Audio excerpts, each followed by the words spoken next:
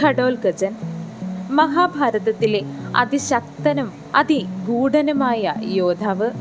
പാണ്ഡവനായ ഭീമനും രാക്ഷസിയായ ഹിഡിംബിയും തമ്മിലുള്ള സംഗമത്തിന്റെ ഫലമായി ജനിച്ച മഹാവീരൻ. അദ്ദേഹത്തിന്റെ ജീവിതം ശക്തിയുടെയും ത്യാഗത്തിന്റെയും വീരമരണത്തിന്റെയും അതുല്യ കഥയാണ്. വനവാസകാലത്ത് പാണ്ഡവർ കാമിക വനത്തിലൂടെ സഞ്ചരിക്കുമ്പോൾ ഹിഡുംബൻ എന്ന രാക്ഷസന്റെ സഹോദരിയായ ഹിഡിംബിയെ ഭീമൻ കണ്ടുമുട്ടി. ഭീമന്റെ ധൈര്യവും പരാക്രമവും കണ്ട ഹിഡിംബി അദ്ദേഹത്തെ സ്നേഹിച്ചു. ഹിഡുംബനെ ഭീമൻ വധിച്ചതിന് ശേഷം കുന്തിയുടെ അനുമതിയോടെ ഭീമനും ഹിഡിംബിയും വിവാഹിതരായി. ഈ ബന്ധത്തിൽ നിന്നാണ് ഘടോൽകചൻ ജനിച്ചത്.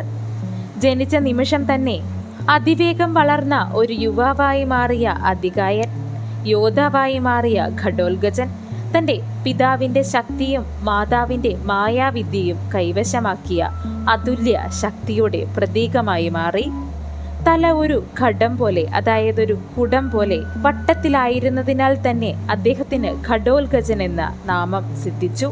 കുട്ടിക്കാലം മുതൽ വനങ്ങളിൽ വളർന്ന ഘടോൽകചൻ രാക്ഷസ സമൂഹത്തിന്റെ ശക്തിയും രഹസ്യ യുദ്ധവിദ്യകളും അഭ്യസിച്ചു.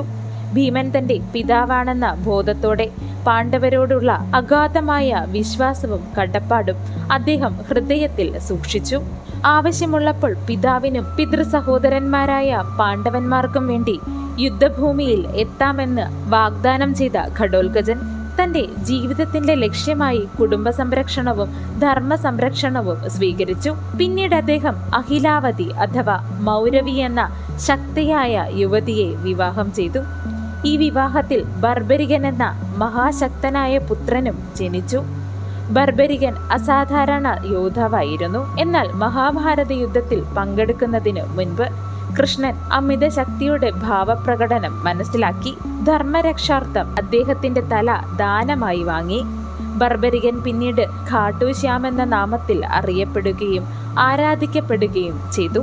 ഘടോൽകചന്റെ ജീവിതത്തിലെ ഏറ്റവും നിർണായക ഘട്ടം കുരുക്ഷേത്ര യുദ്ധമായിരുന്നു.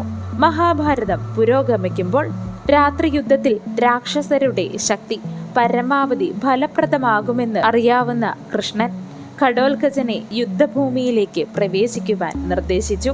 ഘടോൽകചൻ കൗരവസേനയെ ഭീതിയുടെ പ്രതീകമായി മാറ്റി. തന്റെ മായാവിദ്യയും അസാധാരണമായ ശക്തിയും ഉപയോഗിച്ച് ആയിരക്കണക്കിന് സൈനികരെ തകർത്തു. ദുര്യോധനന്റെ സേനയെ അസ്ഥിരമാക്കി. അദ്ദേഹത്തിന്റെ ആക്രമണം കർണനെ പോലും ഗുരുതര പ്രതിസന്ധിയിൽ ആക്കി. കർണൻ തന്റെ കൈവശം സൂക്ഷിച്ചിരുന്ന ഇന്ദ്രദത്തമായ വാസവശക്തി എന്ന ഏക ദിവ്യാസ്ത്രം അർജുനനെ കൊല്ലാനായി മാറ്റിവെച്ചിരുന്ന ആ അതേ അസ്ത്രം തന്നെ അത് ഘടോൽകചനിൽ പ്രയോഗിച്ചു. നാശം തടയുവാനായി ദുര്യോധനന്റെ നിർബന്ധപ്രകാരം കർണൻ ആ മഹാ ആയുധം ഘടോൽകചനിൽ പ്രയോഗിക്കേണ്ടതായി വന്നുവെന്ന് തന്നെ പറയാം. വാസവശക്തിയേറ്റ് മരണവേളയിൽ പോലും ഘടോൽകചൻ തന്റെ ശരീരം ആകാശത്തോളം വലുതാക്കി വീണു.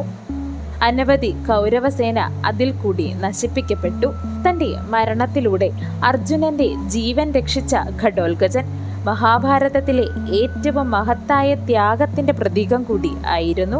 ഘടോൽകചന്റെ മരണം പാണ്ഡവർക്ക് വലിയ ദുഃഖമുണ്ടാക്കിയെങ്കിലും ശ്രീകൃഷ്ണൻ അതിന്റെ ധർമ്മം വിജയകരമായി കണക്കാക്കി. കാരണം കർണന്റെ വാസവശക്തി നഷ്ടമായതോടെ അർജുനന്റെ ജീവിതം സുരക്ഷിതമായി. ഭീമന്റെ മകന്റെ മരണം അതീവ വേദനയായി എങ്കിലും ധർമ്മയുദ്ധത്തിനായി മകനെ നൽകിയ ത്യാഗത്തിൽ അഭിമാനത്തോടെ നിന്നു ഭീമൻ എന്ന പിതാവും. ഘടോൽകചന്റെ വംശപാരമ്പര്യം ബർബരികൻ മുഖേന ആത്മീയ രൂപത്തിൽ നിലനിന്നു. ബർബരികന്റെ ആരാധന ഇന്നും ഭാരതത്തിലെ പല ഭാഗങ്ങളിലും നടക്കുന്നു. ഘടോൽകചന്റെ ജീവിതം ഒരു യോദ്ധാവിന്റെ കഥ മാത്രമായിരുന്നില്ല. അത് അസാധാരണ ജനനം, വീരത്വം, കുടുംബനിഷ്ഠ, വിവാഹബന്ധം, പിതൃഭക്തി, മകന്റെ മഹത്വം, ഒടുവിൽ ധർമ്മത്തിനായി ജീവിതം സമർപ്പിച്ച മഹാത്യാഗി എന്നിങ്ങനെയുള്ള സമന്വയം ആയിരുന്നു.